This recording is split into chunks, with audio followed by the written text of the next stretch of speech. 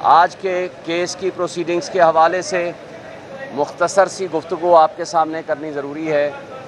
एक तो ये कि जो हुमायूं दिलावर साहब का फ़ैसला था, जिसने एक दफ़ा मेंटेनेबिलिटी और नॉन मेंटेनेबिलिटी जुरिस्डिक्शन के क्वेश्चन को डिसाइड कर दिया, उसके ख़िलाफ़ हमने रिवीजन पिटिशन फ़ाइल की और इस्लामाबाद हाई कोर्ट के चीफ जस्टिस साहब ने उसको रिजेक्ट कर दिया, उस आर्डर को सेटिसाइड कर दिया और उनको रिमांड कर दिया। रिमांड आर्डर के ख़िलाफ़ हम सुप्रीम कोर्ट में आ गए और ऑनरेबल सुप्रीम कोर्ट ने ये हुक्म दिया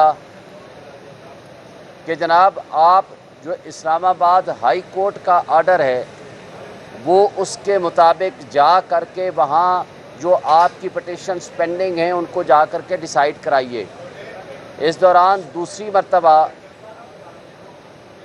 एडिशनल डिस्ट्रिक्ट सेशन जज हुमायूं दिलावर साहब ने हमारी दरख्वास्त खारिज कर दी। उसके बाद हम दोबारा क्रिमिनल रिवीजन ले कर के हाई कोर्ट में चले गए। हाई कोर्ट ने दोबारा उनकी आर्डर को सेटिसाइड कर दिया और तीसरी मर्तबा भेज दिया उसी जज साहब के पास कि आप दोबारा इसको सुन के केस को डिसाइड करें। अब जो जज साहब, जिसके बारे में हमने बारहा शिकायत भी की, ट्रांसफ़र एप्लीकेशंस भी दी, उसके मुतासिब होने का भी कहा, उन्होंने पहला काम ये किया कि वो जो हाई कोर्ट की डायरेक्शंस थी या सुप्रीम कोर्ट की डायरेक्शंस थी उनको फॉलो नहीं किया।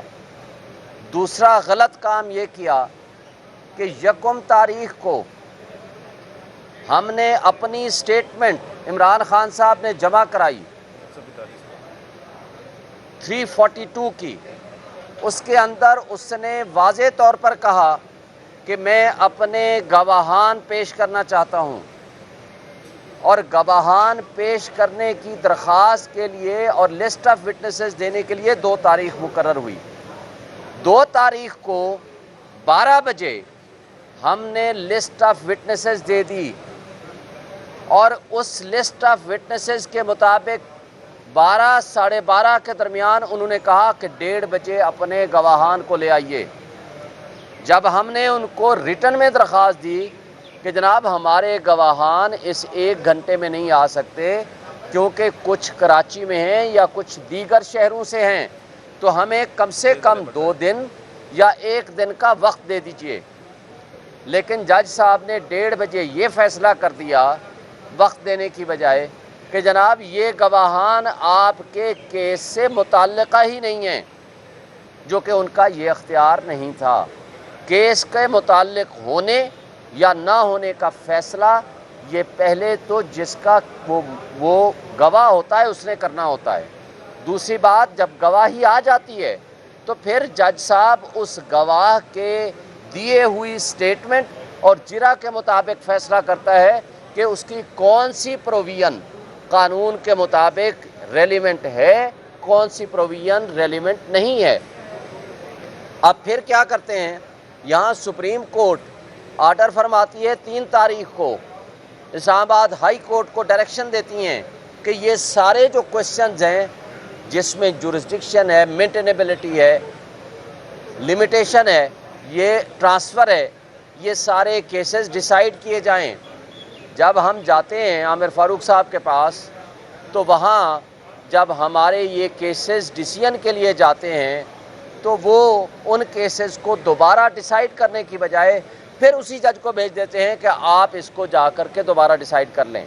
फ़ैसला है 3 तारीख का, कापी आर्डर की मिलती है 4 की शाम को और 5 तारीख को सुबह सवेरे जब हम ये पिटीशंस जमा करा रहे थे, एक पिटीशन इस्लामाबाद हाई कोर्ट में ट्रांसफ़र एप्लीकेशन और बाकी पिटीशन सुप्रीम कोर्ट में, तो ख्वाजा हारिस साहब को मुंशी को नामालूम अफराद हाई कोर्ट के प्रीमिसेस से पिक कर लेते हैं, जिसकी शिकायत ख्वाजा हारिस साहब senior advocate supreme court chief justice of Pakistan के पास राइटिंग में देते हैं। उसी दिन वो यहाँ सुप्रीम कोर्ट में आते हैं और उसके बाद इस दौरान मेरा राब्ता होता है, मैं अपने मुंशी को भेजता हूँ कि आप इनको हेल्प करो। फिर मेरे मुंशी को वहाँ हाई कोर्ट के प्रेमिसेस से बाहर लेकर आ जाते हैं वो नामालूम अफराद। फिर उसके बाद जब इस सारी सूरत हाल से फारिग होके ख्वाजा साहब पहुँचते हैं सुप्रीम कोर्ट में, वो कहते हैं मैंने फ़ैसला रिज़र्व करके आधे घंटे में फ़ैसला भी सुना दिया। जब फ़ैसला लिखने के लिए आते हैं उस वक्त हमारे वकला साहिबान मौजूद होते हैं, लेकिन ये पाकिस्तान की तारीख़ का पहला ही केस होगा कि जिसमें ना मुल्ज़िम है, जिसमें ना उनका वकील है, और उसको 12 बजे ही रिज़र्व करके 12:30 बजे उसको सज़ा दे दी, और उसके 10 मिनट के अंदर अंदर ना वारंट ऑफ अरेस्ट अभी जारी हुआ, ना जजमेंट की कॉपी मिली। ज़मान पार्क में लाहौर पुलिस पहुंच के दरवाजे तोड़ के इमरान खान साहब को गिरफ्तार कर लेती है, और 12 बजे से लेकर 12:30 के दरमियान आधा घंटे का वक्फा, वो जज साहब 30 सफ़े का साइन शुदा फ़ैसला 12:30 बजे आकर कहते हैं ये मैंने 12:30 आधे घंटे के दरमियान फ़ैसला लिख लिया। अब ये सारी प्रोसीडिंग्स जो हैं, आज पहली दफ़ा ये चीफ जस्टिस सुप्रीम कोर्ट के बेंच की सरबराही में आज ये सुप्रीम कोर्ट ने ये केस सुना है, और हम बजा तौर पर समझते हैं कि इमरान खान साहब के साथ जो नाइंसाफ़ी हुई है, जो फेयर ट्रायल का उनका राइट है, जो बुनियादी हक है, उससे उनको महरूम रखा, जो ड्यू प्रोसेस है आर्टिकल 4 उससे उनको महरूम रखा, और जानबूझ के वो कौन लोग थे जिन्होंने इतनी जल्दी में थे कि फिर ये भी तय हो गया कि चीफ जस्टिस आमिर फ़ारूक साहब ने 4 तारीख को ही एक जज साहब को चेंज करके इस जज साहब को, हुमायूं दिलावर साहब को 4 तारीख को एक आर्डर कर दिया कि 5 तारीख को आप लंदन चले जाइए। 5 तारीख से ट्रेनिंग हो रही है वहाँ, और 5 को ही उन्होंने लंदन जाना था। तो भाई एक शख्स ने इतनी जल्दी में था कि उसने फिर ये नहीं किया कि हाई कोर्ट के उन आर्डर्स और डायरेक्शंस को मान के उसका फ़ैसला कर ले। उसने वो फ़ैसला जो ऑलरेडी कर चुका था, जिसको हाई कोर्ट सेटिसाइड कर चुकी थी, उसी पर रिलाय करके दोबारा कहा कि नहीं जी मैं ये सज़ा सुनाता हूँ। तो ये सारी चीज़ें वाज़ेह करती हैं कि ये ज़्यादती, इंसाफ का दोहरा मेयार, कानून का दोहरा मेयार, ये सब आपके सामने था, है। मीडिया ने भी देखा, लोगों ने भी देखा, वकला ने भी देखा। आज जब बेंच के सामने आया तो ना सिर्फ इलेक्शन कमीशन ऑफ पाकिस्तान और उनके वकील अमजद साहब जो हाई कोर्ट और ट्रायल कोर्ट में प्रोसीडिंग्स कर रहे हैं, तो इन सारी बातों को उसने ख़ुद तस्लीम किया है कोर्ट के अंदर। तो हम समझते हैं कि इंशाअल्लाह उनके साथ इंसाफ होगा, और इंसाफ ना सिर्फ हो बल्कि होता हुआ नज़र आना चाहिए। ये है सेटल प्रिंसिपल। लेकिन यहाँ इंसाफ का कत्ल ना सिर्फ हुआ बल्कि इंसाफ का कत्ल होता हुआ नज़र आया हुमायूं दिलावर साहब से। और फिर आपने देखा ये 7 तारीख को हमने अपील फ़ाइल की, 8 तारीख को फ़िक्स हुई, और 8 तारीख को हमने बड़ा रिक्वेस्ट की ये सारे ग्राउंड्स लेके कि आप इस फैसले को सस्पेंड कर दें, सेंटेंस को सस्पेंड कर दें। लेकिन जज साहब ने कहा नहीं, मैं 2 से 3 दिन लगाऊंगा या 4 दिन में फ़िक्स हो जाएगी। लेकिन पूरे 17 दिन बाद जा कर के कल फ़िक्स हुई, और अब कल लगी हुई है सुबह मॉर्निंग में। और सुप्रीम कोर्ट ने कहा है मुनासिब है कि वो अपना फ़ैसला बता दें, कर दें, और जो फिर फैसला आएगा उसकी रोशनी में कल 2 बजे यहाँ रखें। और इसके अलावा दलाइल दिए, 15 मिनट तक मुसलसल वो बोलते रहे। फिर जस्टिस आमिर फारूक साहब ने मुस्कुराते हुए कहा कि चलो इसको 2 दिन के लिए मुलतवी करते हैं। अगर फिर भी कल यही रवैया रहा तो सर उसके ऊपर आपका क्या एक्शन? अगर कल ये फैसला नहीं होता, फिर सुप्रीम कोर्ट ने वाज़ेह कर दिया कि फिर सुप्रीम कोर्ट ऑफ पाकिस्तान इसके बारे में फ़ैसला करेगी। इसलिए हमें कोई इबाम नहीं है कि कल हाई कोर्ट इसमें फ़ैसला कर देगी। थैंक और यू। सुप्रीम कोर्ट ने इसमें सीरियस कंसर्न शो किए हैं हुमायूं दिलावर के फैसले के, और उनके ये आर्डर में चीज़ नोट करवाई है जी, तो, और ये भी कहा है कि जो पटिशनर के साथ ये जुल्म हुआ है और ये ज़्यादती हुई है, इसलिए उन्होंने ये केस कल 2 बजे के लिए फ़िक्स किया, और उन्होंने वेट कर रहे हैं हाई कोर्ट के आर्डर के फैसले का, और उसके बाद कल 2 बजे सुप्रीम कोर्ट इसको डिसाइड करेगी।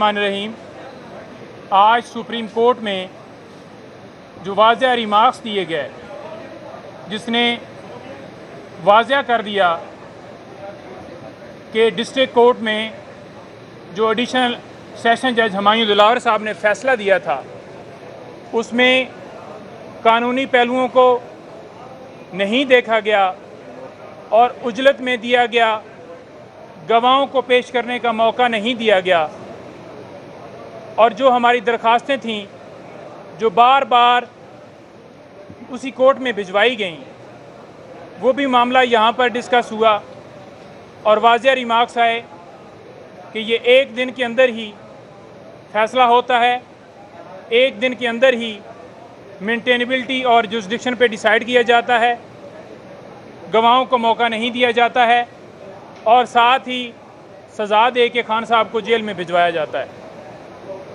हम बारह इस्तदा ये कर रहे थे, आप लोगों की तवज्जो से हर रोज़ ये मैसेज भिजवाते थे मीडिया के ज़रिए कि खान साहब को इस केस के अंदर इंसाफ नहीं मिल रहा। ना कभी खान साहब इस केस से भागे हैं, 200 के करीब केसेस हैं खान साहब के ऊपर और हर केस में एक दिन में 20-20 मुकदमों में वो पेश होते रहे हैं।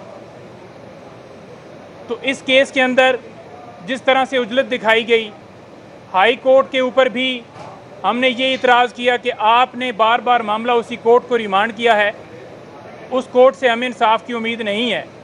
तीसरी दफ़ा उसी कोर्ट को भिजवाया गया और वहाँ पर हमें पूरा मौका नहीं दिया गया। आज सुप्रीम कोर्ट ने वाज़ेह कहा है कि इस्लामाबाद हाई कोर्ट कल इस केस के ऊपर फैसला करे और 2 बजे आप जो है यहाँ पर तशरीफ़ ले आएँ। आर्गूमेंट्स के दरमियान सारी बातें रखी गई कि 120 दिन के अंदर ये कंप्लेंट फ़ाइल होनी थी, जो कि नहीं हुई।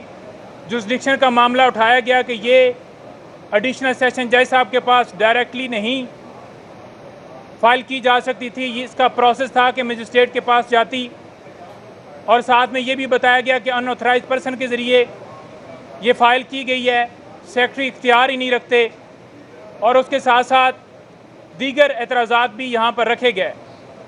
कोर्ट मुकम्मल तौर पर कन्विंस नज़र आई। कोर्ट ने जो रिमार्क्स दिए वो सबके सामने हैं। इंशाअल्लाह हमें उम्मीद है कि कल खान साहब की इस मुकदमे में बेल होगी और ये जो मुकदमा झूठा बनाया गया, जो कि टाइम बार्ड है, जिसके अंदर बहुत सारे लकूने हैं, ये मुकदमा जो है इसमें खान साहब बाइज़्ज़त बरी होंगे। बहुत शुक्रिया। नईम साहब ये बताइएगा, जिस तरह बाकी भी पीटीआई के वज़रा के साथ जो रवैया अपनाया गया, वो उनकी ज़मानत होती है, उनको दोबारा गिरफ़्तार किया जाता है। अगर खुदा न खास्ता कल खान साहब की ज़मानत हो जाती है तो या वो जेल से बाहर निकलते और उनको किसी और मुकदमे में दोबारा जेल में डाल दिया जाए, तो उसके हवाले से आप क्या कहें? देखें, गुज़ारिश ये है कि यहाँ पर हम यही इस्तदा कर रहे थे कि हमें इस्लामाबाद हाई कोर्ट से इंसाफ की उम्मीद नहीं है। यानी कि ये पटिशन जो फ़ाइल की गई उसमें ये इस्तदा की गई कि हमारे तमाम केसेस या लाहौर हाई कोर्ट में ट्रांसफ़र कर दिए जाएं या फिर पेशावर भेज दिए जाएं, क्योंकि जितनी दफ़ा हमने हाई कोर्ट से रिजू किया, चाहे टेरिन वाइट वाला केस हो, चाहे 9 मई के ऊपर गिरफ़्तारी हो, चाहे तोशाखाना का केस हो, मेंटेनेबिलिटी का क्वेश्चन हो या दीगर दरखास्तें हों, हमें यहाँ से इंसाफ की उम्मीद नहीं है और हमारे केस सारे के सारे ट्रांसफ़र किए जाएं।